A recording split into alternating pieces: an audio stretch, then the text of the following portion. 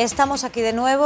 Hoy este primer al cierre de la temporada lo dedicamos a hablar de la cuestión que nos ha tenido en vilo durante todo el verano y que conforme se acerca la fecha tenemos más cerca y nos preocupa aún más si cabe, ese referéndum en Cataluña, ese referéndum ilegal que los independentistas se empeñan en celebrar, mientras que el gobierno, con una frase que nos preocupa bastante, intenta contener esa frase de haremos lo que sea necesario. Hablaremos de eso en un momento, pero antes Pedro Beltrán tenía la palabra antes de irnos a publicidad y estaba puntualizándole algo a Pedro Luis Sánchez. Sí, gracias. El tema, Pedro, es lo que tú decías antes, que comentabas, que el incremento del porcentaje de independentistas se ha debido al sistema educativo. Bueno, uno de los puntos. La realidad es que muchas cosas. Si acudimos, creo que el factor esencial, porque el sistema se ha mantenido, eso se ha mantenido en 20, 25, 28%,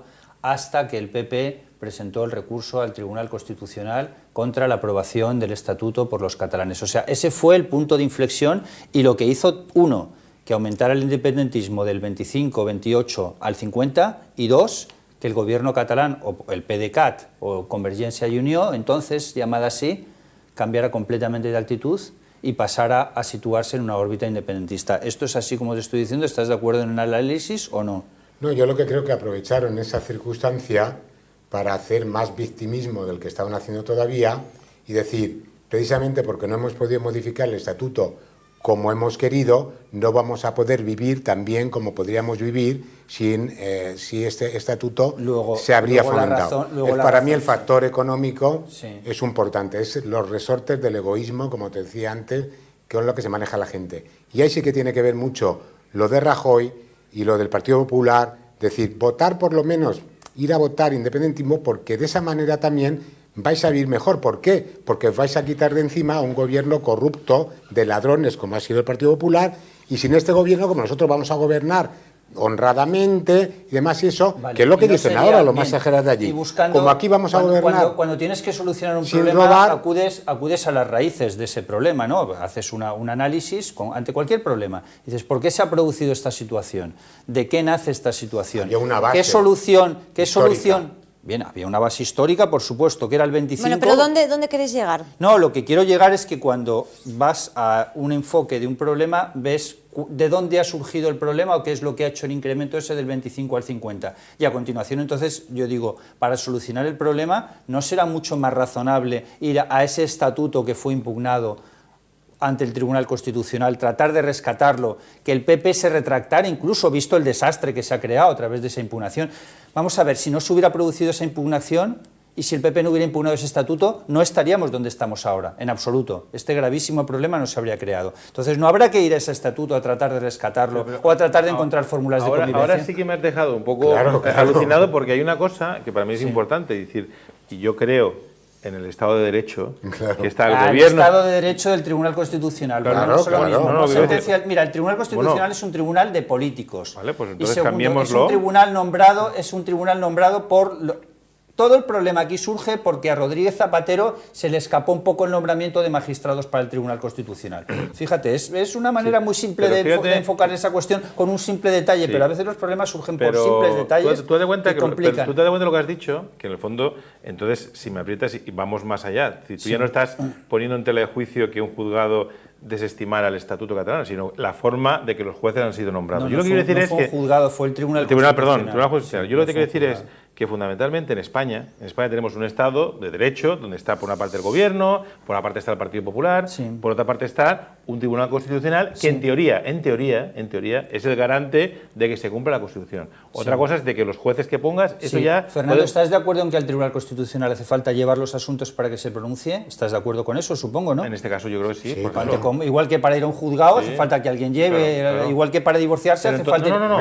Quiero decir que... Bueno, es que para eso está el Tribunal Constitucional. Por supuesto. Entonces, ¿qué falta le hacía al Partido Popular impugnar ese estatuto ante el Tribunal Constitucional? ¿Para qué era necesaria esa impugnación? Sin esa impugnación no estaríamos donde estamos ahora. Entonces, luego sí que hay un error en el planteamiento. Yo lo que te voy a decir es, primero, si el PP llevó al Tribunal Constitucional y fuera una cosa legal, el Tribunal Constitucional le hubiese dicho, señores, el estatuto es legal y no atenta contra la Constitución. Correcto. Lo que quiere decir, lo que tú estás diciendo es que la persona que lleva a un tribunal algo que es ilegal es el culpable.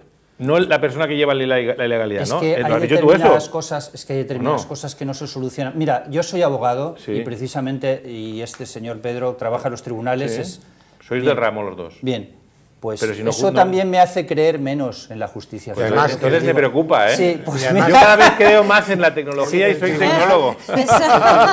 A mí también me preocupa. Vamos a ver. El Tribunal Esto como Constitucional, si los médicos que tú dijeran, no me dices fío de los hospitales. que está formado Porque- por políticos, precisamente algunos de izquierda, como regímenes precisamente dictatoriales, como el de Venezuela, e incluso la ley de desconexión que dice el gobierno nombrará, transitoriamente, pero nombrará al presidente y a los del Tribunal Superior, que lo dice la ley de transitoriedad, y en cambio algunos dicen, no, es que claro, es que aquí lo que importa es el Parlamento y no creen en la separación de poderes.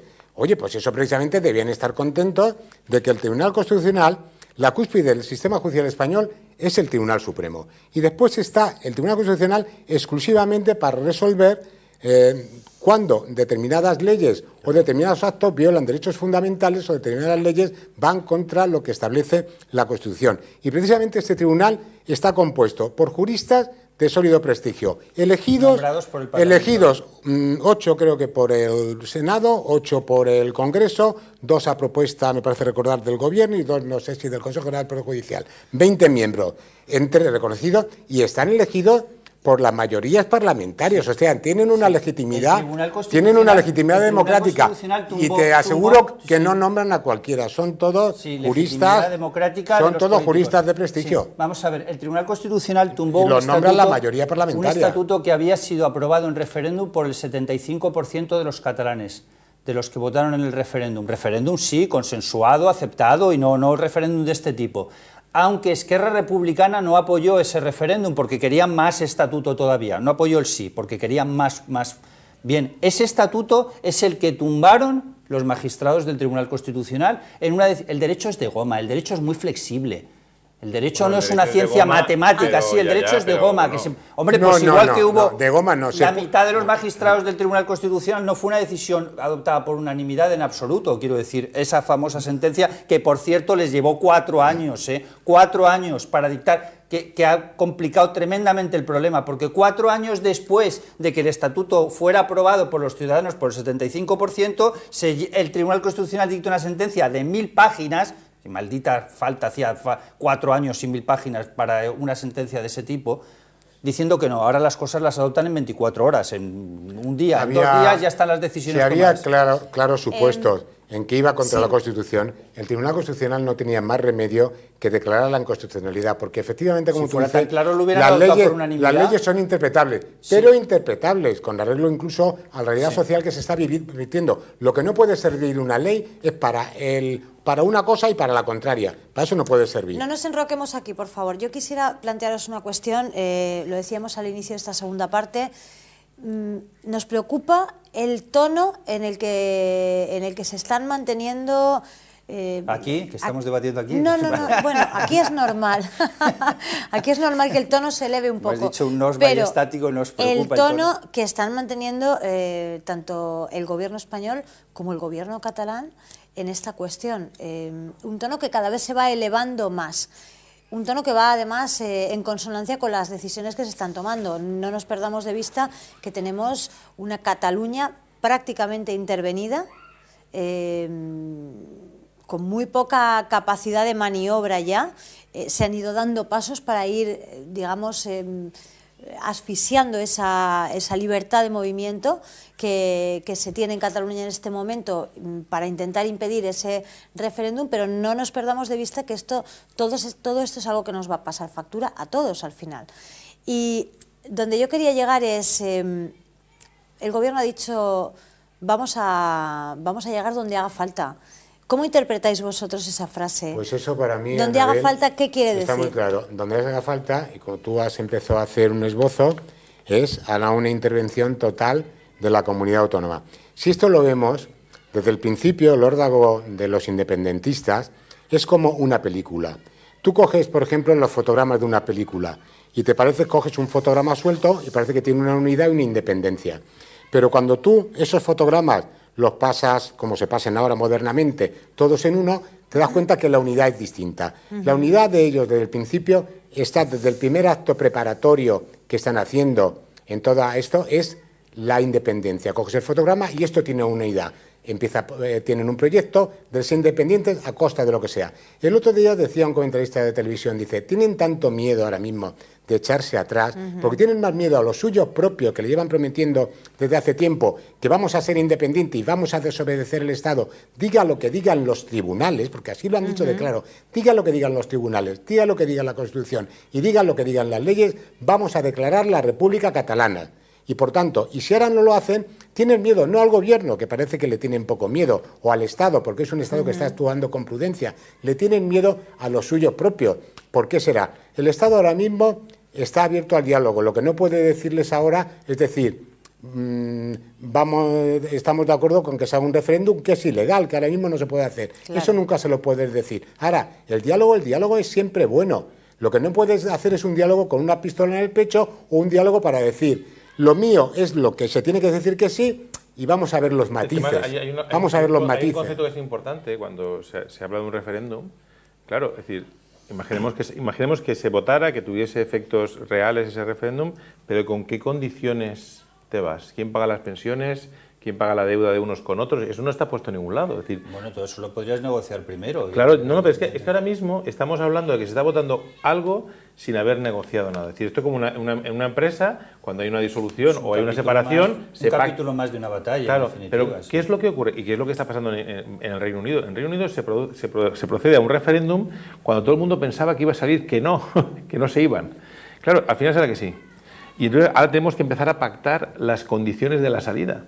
Con lo cual es una situación complicada. Y el problema que hay es que ahora mismo Cataluña se va. Las pensiones de los catalanes las pagamos nosotros, o las pagan ellos, o hacemos tabla rasa. La deuda de unos y otros, ¿quién las paga? Es que Cataluña no se debería ir, lo que se debería encontrar es una fórmula de acuerdo pero me parece muy bien que estás en modelo Podemita y tal, de todo guay, o modelo Pedro Sánchez, no todo guay, hablamos, sí, muy bien. Vale, ahora vamos a hablar en plan ingeniero, muy bien.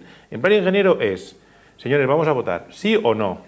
Si es que sí, ¿qué pasa? Y si es que no, ¿qué pasa? Y eso el problema que hay es que lo que no podemos hablar es con talante, no, es que vamos a hacer la nación de naciones nacionalizadas. Ya, oiga usted, escríbame para que se pueda programar eso, ¿qué quiere decir eso? Y ahora mismo, mi pregunta es, señor Pedro, se vota, muy bien. No, vamos a votar. Yo te he hablado de volver al estatuto anterior al que no, pero es que ya no quieren el estatuto. Yo creo que ya lo que quieren ahora mismo existe. Mira, hay un problema que se llama... No se ha dado esa opción siquiera. ¿Sabes cuál es el problema ahora mismo? Y cuando tú dices, vamos, el origen, ahora mismo tenemos un partido que es el PDeCAT, que antiguamente era Convergencia y Unión, donde hay una gran cantidad de dirigentes que están implicados en procesos de corrupción, que es el gobierno más corrupto prácticamente de toda España, ¿no? Con el 3%, con muchísimos imputados, con el famoso Jordi Pujol y su familia, etcétera, etcétera, etcétera. No hay que contar más estos casos. Ahora mismo ese partido tiene pavor a convocar elecciones, porque puede ser que desaparezca prácticamente del mapa catalán y se quede solamente Esquerra. Pero que lo que está en la base de todo, claro, es que la democracia sin ley no es democracia, claro, porque si permitimos que no se cumpla la ley en una cuestión de tanta importancia como esta, ¿por qué se va a cumplir la ley en otro supuesto? ¿Por qué se va a meter en la cárcel al que va aquí al Corte Inglés o a cualquier comercio y roba? ¿O al que se mete en tu casa y te usurpa tu vivienda y dice que ahora esa casa es suya? ¿Por qué se va a condenar a nadie del punto de vista civil y del punto de vista penal? Si la ley no se cumple en este caso y dejamos que se incumpla de una manera tan flagrante, es que la base ahora mismo de la unión de las democracias, de nuestro modo de vida y de nuestro sistema de vida en las democracias occidentales es precisamente el cumplimiento de la ley.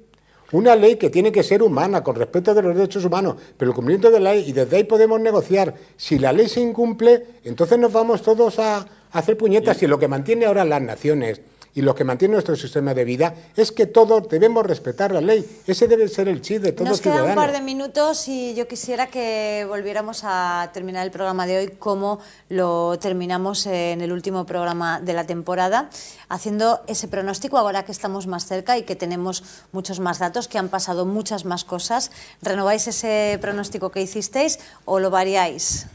Pedro Beltrán. El pronóstico era que se iba a votar, aunque no tendría luego ninguna repercusión práctica esa votación. Se va a votar en parte, en algunas urnas bueno, en algunos lugares se va a votar. Y en cualquier caso pienso que el problema no estará mejor el 2 de octubre, sea lo que ocurra, porque nadie puede resultar ganador. Si se consigue que no se vote, no es un gran triunfo tampoco para el gobierno de Rajoy, el que se haya conseguido eso. El problema entonces el 2 de octubre puede que esté todavía peor. Pedro. No, el problema es que como no podía ser de otra manera, es que indudablemente, salvo algún reducto particular que pueda haber algún local por ahí suelto, no se va a producir ninguna votación y yo no me atrevería a establecer un porcentaje de posibilidades de delitos graves. Ahora mismo están los delitos por los que se están presentando las denuncias de desobediencia, prevaricación, malversación de caudales públicos. Pero delitos de sedición e incluso de rebelión, que ya es con violencia, la sedición simplemente es un alzamiento tumultuario, no los veo tan lejos, no los veo tan lejos que se podrían dar. A mí me gustaría que se impusiera el sentido común y que desde el gobierno catalán dijeran de cancelar este simulacro de referéndum, incluso hasta se plantearan la posibilidad de convocar elecciones, y el próximo gobierno, un próximo gobierno respaldado por los catalanes, conociendo todo este proceso, pues pudiese hablar de tú a tú al gobierno central y pudiéramos sentarnos todos con tranquilidad y planificando a largo plazo, a lo mejor un proceso que a lo mejor, digo, insisto, claro, nadie plantea que no se pueda votar, no he terminado, pero yo creo que esto hay que hacerlo en frío, a largo plazo, hablando de las condiciones, hablando de todas las cosas, y ahora mismo esto no se ha producido así. A mí me encantaría que esto pasara, me temo que no va a ser así. A mí también. Muchísimas gracias a los tres por haber estado hoy aquí. De verdad es un placer teneros, empezar la temporada de nuevo con vosotros y sin duda esta cuestión no ha escrito ni muchísimo menos su último capítulo. Claro. Así que nos tocará volver a sentarnos, analizar y hablar sobre este proceso, esta crisis en Cataluña. Nos vemos pronto. Gracias. A ti, gracias, información.